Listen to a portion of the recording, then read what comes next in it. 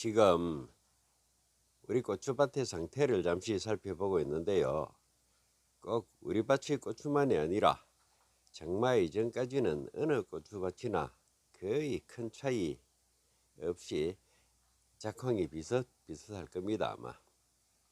하지만 고추 농사를 잘 짓는 사람하고 못 짓는 사람의 차이는 장마철을 지나보면 대번에 알 수 있을 만큼 격차가 벌어지게 됩니다. 이처럼 장마 전후에 어떻게 관리하느냐가 고추 농사의 승패를 좌우한다고 할 수 있는데요. 그래서 장마철이 코앞에 닥친 이때에 올 한 해 고추 농사로 기록적인 수확을 거두기 위해서는 장마가 오기 전에 어떻게 대비하면 되는지 차례차례 말씀드리도록 하겠습니다.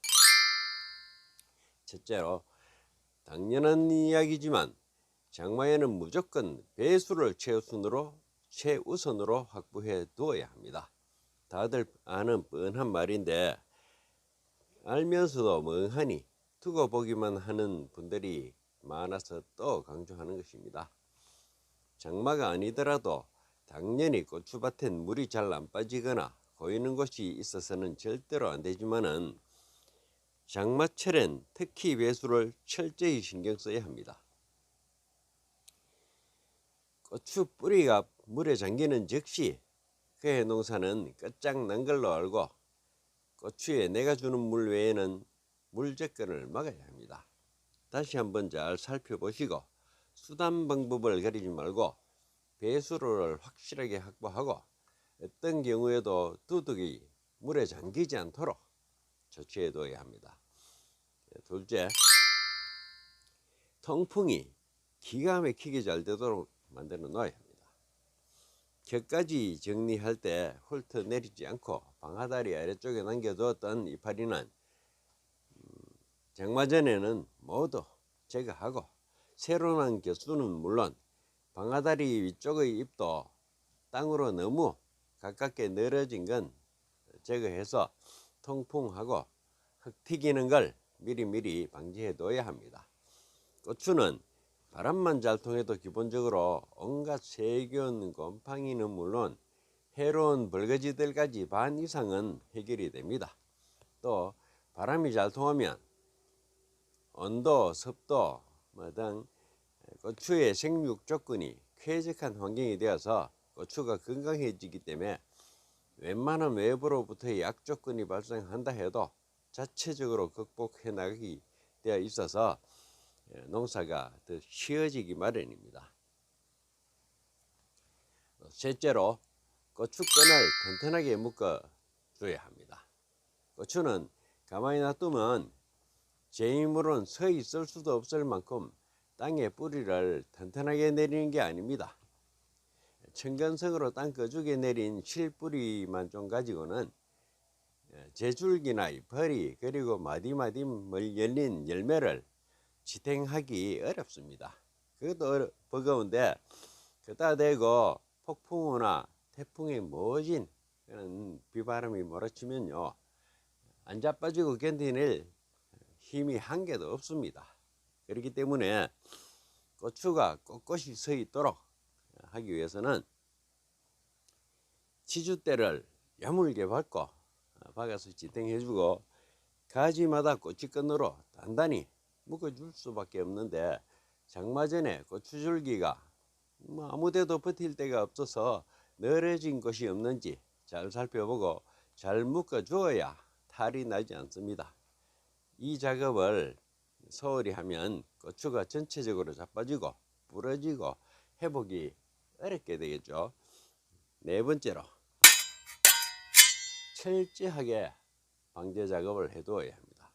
고추밭에 꼬이는 대부분의 병해충은 고온 다습한 환경에서 가장 활발하게 활동을 하고 주로 고추를 먹고 살면서 번식을 합니다. 장마는 이런 해충들이 정식하기 최적의 좋은 조건들을 맞춰주기 때문에 때맞춰 방제하지 않으면 엄청나게 번식하여 심각한 피해를 입히는데 장마가 시작되면 연신 비가 내리는 바람에 주기적인 방제를 하기가 참 어렵습니다. 그래서 장마 전에 미리미리 병해충을 철저하게 방지해서 병해충으로 인한 그런 고추 감수를 최소화해야 됩니다. 그리고 다섯째, 충분한 거름을 주고 물주기를 장마 전에 해야 합니다.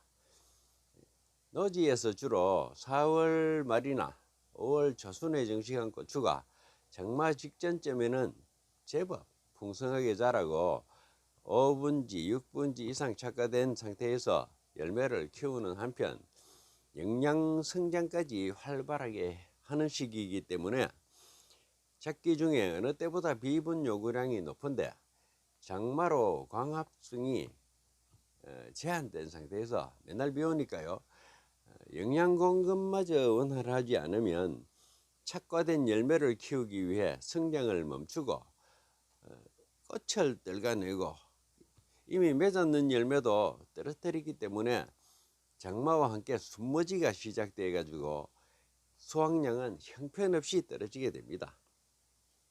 그렇기 때문에 장마 전후엔 비분 관리를 특히 관심을 가져야 합니다. 지난 영상에서처럼 장마 중에도 비료를 물에 녹여 수시로 넣어주는 것이 좋습니다. 또 장마 전에는 평소보다 더 많은 물을 주는 것이 좋은데 물이 부족한 상태에서 비가 오면 고추가 갑자기 많은 물을 흡수해 가지고 갑자기 흡수한 수분 때문에 고추가 터집니다.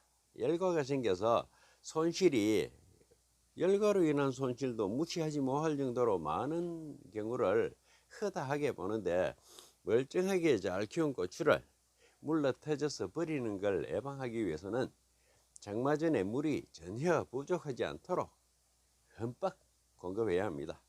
결론적으로 첫째, 배수관리, 둘째, 통풍관리, 셋째, 고추根을 야물게 묶고, 넷째, 병해충 방제, 다섯째, 비료 물공급. 요 5가지를 꼭 지켜준다면 올해 고추 농사는 반드시 기록적인 수확을 하게 될 줄로 믿습니다. 이 영상을 보시는 여러분 모두 장마 피해 없이 고추 농사 대박 나시길 기원합니다.